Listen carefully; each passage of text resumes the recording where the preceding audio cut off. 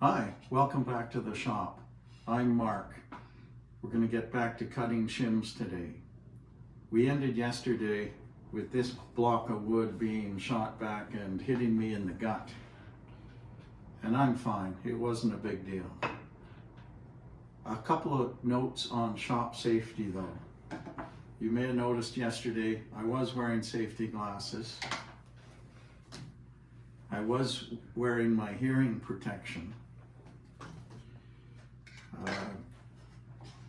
This jig has a flat piece over the top of the blade that serves to keep my hand or anything from hitting the top of the blade or being thrown off the blade up and back at me. So this is pretty safe regardless of what happened yesterday. I'll explain what happened yesterday.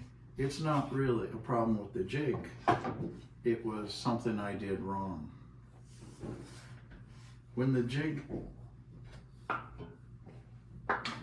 the blank of wood is registered into the jig and passed through the saw, the wedge or shim gets cut off on the right side of the blade. That's my right side of the blade.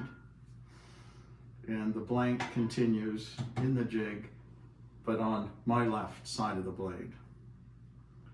You'd see in the second couple of cuts I made yesterday, I took another blank and held it against the blank I was cutting. When I did that, I was not only giving it some forward motion, I was inadvertently giving it pressure to push it in towards the blade. Now, that was my mistake.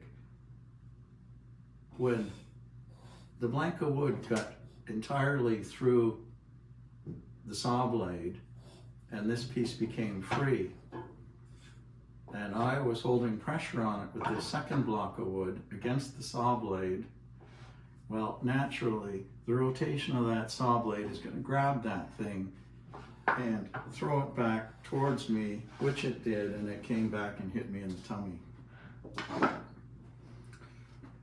Another small safety aspect is I'm wearing a heavy canvas apron, a bit of leather on it as well in the pockets, and that's a pretty tough thing to help me if something really was thrown at me with some velocity. It wasn't thrown back very hard because the real dangerous kickbacks happen by the teeth, the top of the teeth, capturing a block of wood and throwing it back towards the user. What was thrown back at me was caught just by the edge of the blade. So it didn't have the same degree of violence. Well, there was no violence. It just threw it back at me, but it wasn't going a screaming 100 miles an hour. I made one modification to the jig that will help me push the block or the blank through the jig all the way through to past its cutoff point. There's also now a little stop block here in the miter slot on the saw that will prevent my jig from extending too far past the blade. It stops right there. We're going to give this another shot right now. I think it's going to go fine, but we'll see.